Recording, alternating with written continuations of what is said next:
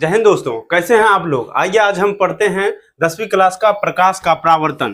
प्रकाश का परावर्तन में जो है आप पढ़ेंगे, इस वीडियो को अगर आप पूरे देखेंगे तो आप जो है ना इस चैप्टर से, प्रकाश का परावर्तन से एक भी क्वेश्चन आपको नहीं छूटेगा। आप अगर 10वीं का तैयारी कर रहे हैं या कोई भी कंपटीशन एग्जाम की तैयारी कर रहे हैं तो इस वीडियो को अगर पूरा देख लेंगे तो आपको प्रकाश का परावर्तन बिल्कुल एकदम जो है ना सटीक रूप से समझ में आ जाएगा और कोई भी क्वेश्चन नहीं छूटेगा। देखिए, प्रकाश के परावर्तन में हम क्या पढ़ेंगे, प्रकाश के परावर्तन के नियम पढ़ेंगे, आपतित किरण, परावर्तित किरण और अभिलंब, ये सब के बारे में पढ़ेंगे। ठीक है ना। चलिए हम क्लास स्टार्ट करते हैं। देखिए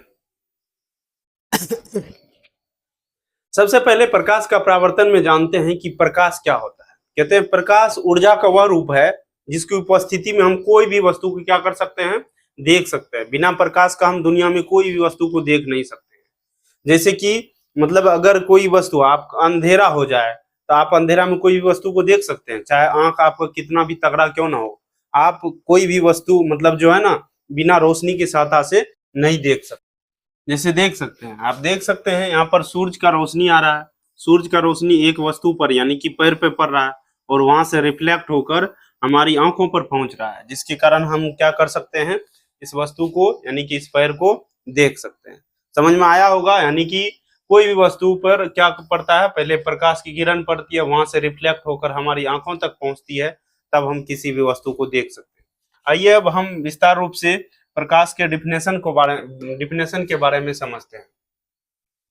देखिए यहाँ पर क्या होता है, प्रकाश कहते किसे हैं। देखिए प्रकाश क्या होता है कि प्रकाश कहता है कि प्रकाश ऊर्जा का वह रूप है जिसकी उपस्थिति में, जिसकी सहायता से हम वस्तुओं को देख सकते हैं।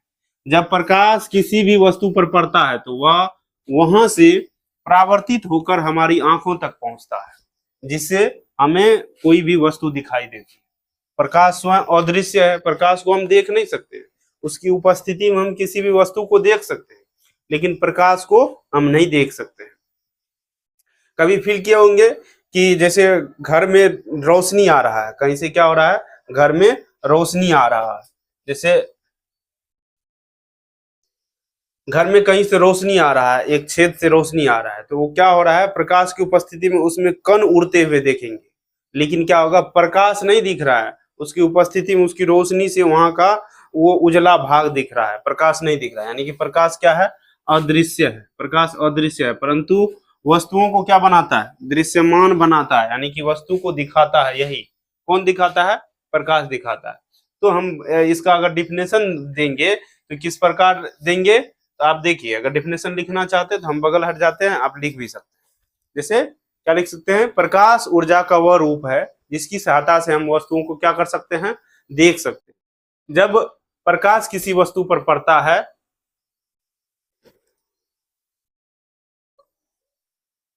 जब प्रकाश किसी वस्तु पर पड़ता है तो वह वहां से परावर्तित होकर हमारी आंखों पर पहुंचता है, जिससे हम वस्तु को क्या कर सकते हैं, देख सकते हैं।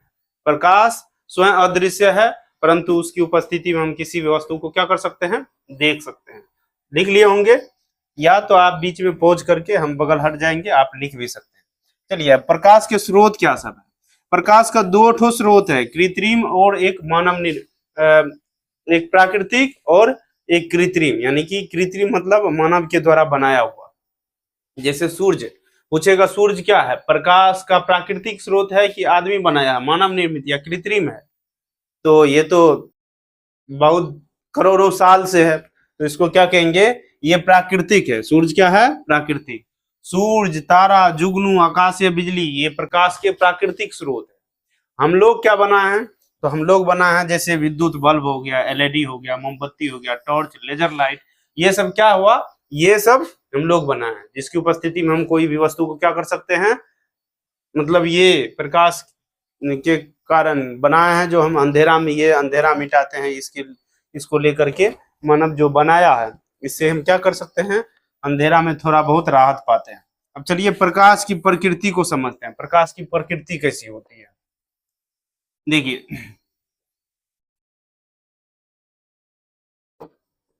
प्रकाश क्या है कि कहता है, आधुनिक सिद्धांतों के अनुसार प्रकाश दोहरी प्रकृति की होती है, डुअल नेचर की होती है। किस नेचर की होती है, डुअल नेचर की होती है। ठीक है ना।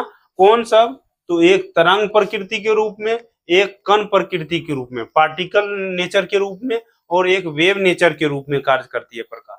देखिए प्रकाश कहता है, प्रकाश एक विद्युत चुंबकीय तरंग है जिसे चलने के लिए कोई माध्यम की आवश्यकता नहीं होती है। विवर्तन, व्यक्तीकरण, ध्रुवण जैसी ये घटनाएं इसकी तरंग प्रकृति। विवर्तन, व्यक्तीकरण ये अगले क्लास में पढ़ेंगे, ठीक है ना। अभी इस बात का चर्चा, तरंग प्रकृति ये बात समझ लीजिए कि मतलब ये चुंबकीय तरंग है जिसे चलने के लिए, प्रकाश को चलने के लिए कोई माध्यम की जरूरी नहीं होती है, कोई सहायता नहीं चाहिए। जैसे आवाज को चलने के लिए अगर वायुमंडल नहीं रहेगा ना तो आवाज नहीं पहुंच पाएगा आपके पास। आवाज को चलने के लिए क्या चाहिए, आवाज को चलने के लिए एक मतलब क्या चाहिए, साधन चाहिए, यानी कि वायु चाहिए, तभी आवाज चल पाएगा। उस तरह से प्रकाश को चलने के लिए कोई सहायता का जरूरी नहीं है, ठीक है ना। तो और दूसरा क्या कहता है, कण प्रकृति। कुछ घटनाओं में प्रकाश ऊर्जा के छोटे छोटे जो है ना, छोटे छोटे पैकेट या बंडलों के रूप में व्यवहार करता है। इसी को कहा जाता है फोटोन कहता है। क्या कहते हैं, प्रकाश विद्युत प्रभाव और कंपटन प्रभाव इसकी कण प्रकृति के को प्रमाणित करता है। समझ गए होंगे, और लिख भी सकते हैं आप पहुंच करके, समझ गए, ठीक है। पहुंच कर लीजिए और लिख सकते हैं आप। देखिए प्रकाश के मुख्य गुण, प्रकाश के मुख्य गुण क्या है, प्रॉपर्टीज ऑफ लाइट। प्रकाश के मुख्य गुण क्या है, तो प्रकाश के मुख्य गुण देखिए, कहता है कि प्रकाश जो है ना हमेशा एक सरल और सीधी रेखा में गमन करती है। किस तरह से करती है, एक सरल और सीधी रेखा में गमन करती है। प्रकाश एक विद्युतीय चुंबकीय तरंग है, इसलिए इसे गमन के लिए कोई भौतिक माध्यम जैसे ठोस द्रव की आवश्यकता नहीं होती है, या निर्वात में भी चल सकता है। मतलब क्या बताया, प्रकाश एक सरल रेखा में चल सकता है। प्रकाश कैसे चल सकता है, सरल रेखा में चल सकता है। क्या मतलब चलता है, प्रकाश क्या चलता है, एक ऋजु रेखीय प्रसारण है, कहीं से भी निकलेगा वो सीधे रेखा में चलता है। विभिन्न माध्यम में प्रकाश की चाल अलग अलग होती है। विभिन्न माध्यम में प्रकाश की चाल क्या होती है, अलग अलग होती है। जब प्रकाश किसी चमकदार वस्तु से टकराता है तो उसको क्या कहते हैं, उसको कहा जाता है परावर्तन कहते हैं। जब कोई वस्तु से टकराता है तो उसको क्या कहते हैं, परावर्तन। जब टकराता नहीं है, वही में प्रवेश कर जाता है, तो जब एक माध्यम से दूसरे माध्यम में जाता है तो प्रकाश क्या हो जाता है, यानी कि अपरिवर्तन होकर, यानी कि थोड़ा सा टेढ़ा मेढ़ा होकर उसी में प्रवेश कर जाता है, उसको अपवर्तन कहते हैं। ये रिटर्न नहीं होता है, इसी को क्या कहा जाता है, प्रकाश का अपवर्तन। प्रकाश अपने साथ ऊर्जा का वहन करता है। प्रकाश में अगर ऊर्जा ना होता, जैसे सोलर पैनल लगा होता है, सोलर पैनल से हम बिजली बनाते हैं, बिजली से फिर पंखा चलाते हैं, मोटर चलाते हैं, बहुत कुछ कर सकते हैं, यानी कि आज दुनिया जो है बिजली पे ही टिका है। लेकिन वो प्रकाश से हम क्या कर सकते हैं, बिजली बना लेते हैं। तो प्रकाश एक ऊर्जा ही है ना, प्रकाश ऊर्जा का एक रूप है। समझ सके समझ रहे हैं आप इसको क्या कर सकते हैं, लिख सकते हैं, ठीक है ना। पहुंच करके बीच में हट जाते हैं तो आप लिख सकते हैं, ठीक है। अब देखिए अगला समझते हैं।